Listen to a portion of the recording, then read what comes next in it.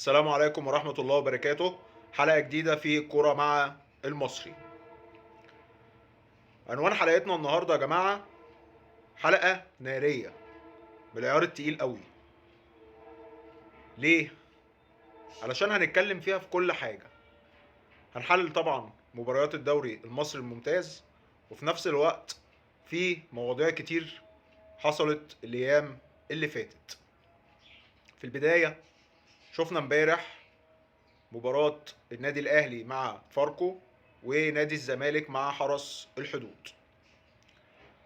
مباراة النادي الأهلي أنا قلت لحضراتكم في الفيديو اللي فات النادي الأهلي مش في مستواه، النادي الأهلي فيه مشاكل. النادي الأهلي امبارح كان هيفقد نقطتين تانيين في سباق الدوري العام. مارسيل كولر لازال بيألف، نزل بتشكيل امبارح غريب، برونو سافيو راس حربة وقفشة وعبد قادر وكريم فؤاد. كابتن كريم فؤاد عمل مباراتين ولا اروع امام نادي الزمالك وامام نادي الداخليه، وبعد كده ما شفناهوش.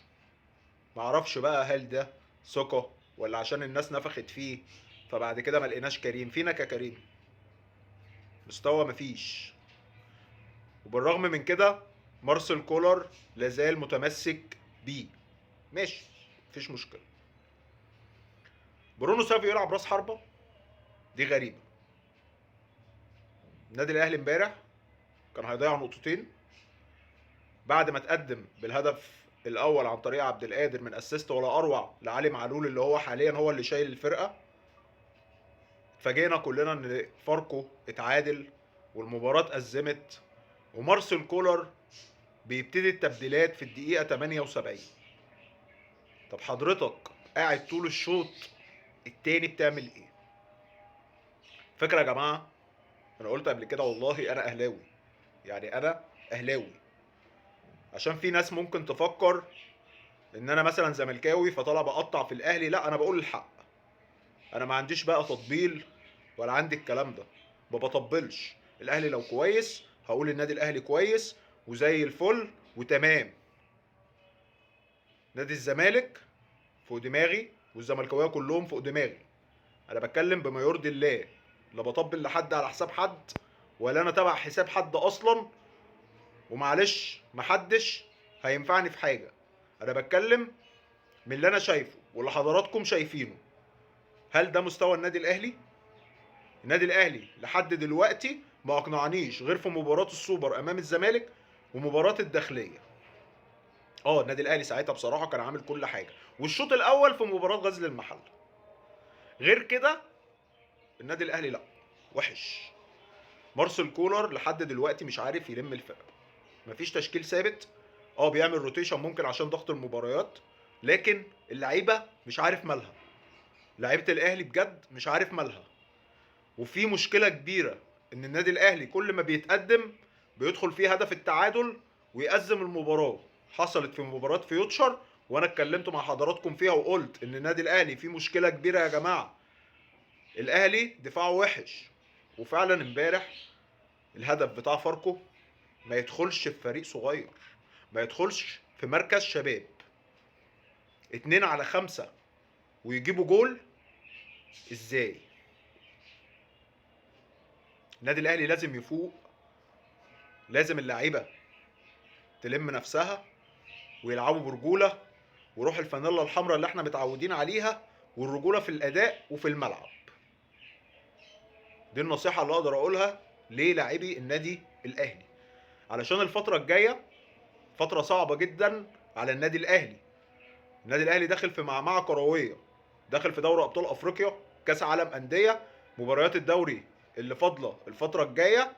لا بالمستوى ده، لا بالمستوى ده بجد لا.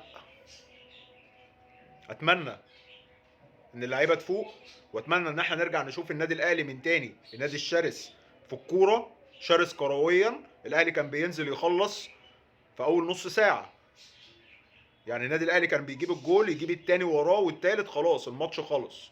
دلوقتي لا، النادي الاهلي بيجيب جول ويريح، اللعيبه تحس ان الماتش خلاص بقى بتاعها. نفوجئ بيحصل تعادل زي مباراه فيوتشر وما قدرناش نرجع في المباراه. امبارح برضو لولا محمد شريف في الثانيه الاخيره كان ممكن يضيعوا نقطتين امبارح في سباق الدوري، وكان نادي الزمالك هو اللي هيتصدر جدول الترتيب بفرق الاهداف. ده بالنسبه للنادي الاهلي. نادي الزمالك امبارح لعب امام حرس الحدود، عمل مباراه كويسه بصراحه. من اول دقيقه نادي الزمالك نازل يخلص، كسب 4-0 عن طريق يوسف اسامه نبيه، اللي انا شايف ان ده هيبقى مهاجم مصر الاول لو ربنا يعني كرمنا ووصلنا كاس العالم 2026. بصراحه لعيب كويس جدا، شاب فاهم كوره، راجل في الملعب، مهاريا كويس. فاسامه نبيه بصراحه يزم ما انجب. اتمنى ان الولد ده يلاقي مراعيه شويه، ولو جاله عقد احتراف يحترف. لان المفروض ان اللعيبه دي لو احنا فعلا عايزين نظبط الكوره عندنا في مصر، اللي احنا يعني عايزين نعمل حاجات كتير قوي. اول حاجه اي لعيب يطلع زي يوسف اسامه نبيه، سيف فاروق جعفر، كريم فؤاد ربنا يكرمه كده ويفوق، مثلا اللعيبه اللي هي الصغيره دي لو جالها عقد احتراف تحترف. اكرم توفيق، في ناس كده لو احنا لحقناهم من بدري ويحترفوا ويتعلموا الكوره صح، منتخب مصر هيبقى من احسن المنتخبات. زي كده منتخب المغرب، اي لعيب بيطلع سنه كويس بيحترف بنشوف حاجه تانية. اتمنى لو جاء عقد احتراف ليوسف اسامه نبيه يحترف، لان الولد ده كويس جدا بجد. انا بقول شهاده الحق، انا اهلاوي بس انا شايف ان هو لعيب متميز. ده بالنسبه لمباراه نادي الزمالك. نرجع تاني لكاس العالم للانديه. انا مش عارف بصراحه الناس كلها باصين للنادي الاهلي في كاس العالم للانديه. كابتن ميدو من يومين طلع تصريح ناري، قال لك على مسؤوليتي الشخصيه ان الرجاء هو اللي هيشارك في كاس العالم للانديه. ازاي يا كابتن؟ قال لك علشان فوزي لقشع له سلطات وسلطات والكلام دوت، فنادي الرجاء هو اللي هيشارك على حساب النادي الاهلي. طيب ده على اساس ان الفيفا الجواب اللي بعتته للاهلي دوت مثلا جواب شكر؟ ما انا عايز افهم. طب يا كابتن ميدو انت حضرتك طالع عشان تعمل ترند؟ برضه عايز افهم. يا باشا انت عندك خبر مظبوط اتكلم، ما عندكش ما تتكلمش. النادي الاهلي جاله جواب رسمي من الفيفا بمشاركته في كاس العالم للانديه، وانا قلت في الحلقه اللي فاتت بناء ان البطوله هتتنظم في قاره افريقيا، فطبعا طالما الوداد هو اللي بطل دوري ابطال افريقيا وبطل الدوري المغربي، بناء عليه هياخدوا وصيف افريقيا. وصيف افريقيا هو النادي الاهلي. فخلاص الامر منتهي، وعرفنا النادي الاهلي هيقابل مين، والفيفا بعتت جواب ان النادي الاهلي هيقابل اوكلاند سيتي. طب ليه بقى الناس كلها بتتكلم في الموضوع؟ يعني رئيس نادي الزمالك طلع يتكلم في الموضوع، لا الزمالك هو اللي هيشارك، وقلت في الحلقه اللي فاتت احنا متعودين على كده فمش هنرد. رئيس نادي الرجاء قال لك علشان جماهيريا ومش جماهيريا، وهو اصلا ما خدش ولا بطوله، حتى بطوله الدوري المغربي ما خدهاش عشان يبقى له حق المشاركه او حق ان هو حتى يقدم جواب للفيفا، ولا حتى واخد كونفدراليه ولا وصل نهائي دوري ابطال. يعني نحس كده ان الناس كلها باصه للاهلي في كاس العالم للانديه، فربنا يستر. هو اصلا الاهلي مستواه وحش، وطالما الناس بصله كده فشكل الاهلي باذن الله كده يعني ايه بالوضع اللي احنا شايفينه ده. وما اتمناش طبعا ولا حد فينا يتمنى كده، والمفروض كلنا ندعم النادي الاهلي سواء اهلاويه او اي انتماء تاني. النادي الاهلي بالوضع ده، غير ان الناس كلها بصله في كاس العالم للانديه، فيعني شكلها كده الاهلي هيروح بدري بدري. يعني شكلها كده ان ايه الناس كلها بصاله. العين ضربه كده في موضوع كاس العالم للانديه. شفنا تصريحات روي فيتوريا المدير الفني لمنتخب مصر. انا قلت قبل كده يا جماعه انا مقتنع بالراجل ده، واتمنى ان هو اتحاد الكوره يديله فرصه ان هو يعمل حاجه. التصريحات بتاعته بصراحه كلها متوازنه. الراجل قال المفروض منتخب مصر ما يدورش ان هو ازاي يوصل كاس عالم، المفروض منتخب مصر يوصل كاس عالم كل بطوله، ونبتدي نشوف احنا هنعمل ايه في كاس العالم. ده كلام محترم. وقال ان انا مستغرب ان اللعيبه الشباب في مصر ما بياخدوش فرصه حتى في الدوري المصري. وفعلا يا جماعه دي ازمه. احنا بقالنا قد كده، يعني بقالنا حوالي مثلا 7 او 8 سنين احنا في الازمه دي، ان مفيش لاعب شاب بياخد فرصته. ممكن لاعب يبقى طالع كويس جدا ومكسر الدنيا، يجي له عقد احتراف النادي بتاعه بيتمسك بيه، ده لو لعب. الانديه دلوقتي بتعتمد على اللعيب الجاهز، يقول لك انا عايز يا باشا انافس، انا عايز مش عارف ايه، فانا العب باللعيب اللي معدي مثلا ال 28 سنه وال 30 سنه والكلام ده. كل الانديه كده، معدل الاعمار كبر في كل الانديه.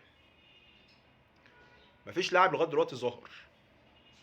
فالراجل لما اتكلم كلامه كله مظبوط. هو فعلا فين اللعيبه الشباب عشان يقدروا يبقوا هم دول نواة منتخب مصر؟ لو احنا ربنا كرمنا ووصلنا كاس العالم 2026، لو ربنا جعل لنا عمر يعني، المفروض ان في 2026 يبقى نهتم بالجيل دلوقتي اللي هو 18 سنه و20 سنه. يعني اللعيبه اللي هم بيبداوا من سن ال 18 وسن ال 20 على 2026 يبقى كل واحد مثلا عنده 23 24 سنه، المفروض يبقى ده منتخب مصر. احنا لحد اللحظه دي معتمدين طبعا على صلاح والنني وتريزيجيه والناس اللي هي خلاص داخله في ال 30. يعني الناس دي لو هتلعب كاس عالم سنه 2026 هيبقى عندهم 34 سنه و35 سنه. ده مش هيبقى منتخب مصر، ده هيبقى منتخب العواجيز. هنبقى عاملين زي منتخب بلجيكا. يعني منتخب بلجيكا احنا شفناه السنه دي حصل فيه ايه بسبب معدل الاعمار. فاحنا المفروض اتحاد الكوره يعمل حاجه بجد. المفروض كفايه بقى واسطه ومحسوبيه في كل حاجه. احنا ماشيين بالواسطه والمحسوبيه في كل حاجه. فالمفروض نعمل المنتخب الاولمبي نهتم بيه، منتخب الشباب نبتدي نطلع لعيبه بجد تحترف، نحضر ل 2026. مش لازم بطوله افريقيا الجايه، يعني بطوله افريقيا اللي هتبقى في 2024 طبعا المفروض منتخب مصر بيدخل ينافس على البطوله والكلام ده كله، بس احنا نحاول نعمل منتخب ل 2026. ده التنظيم المظبوط.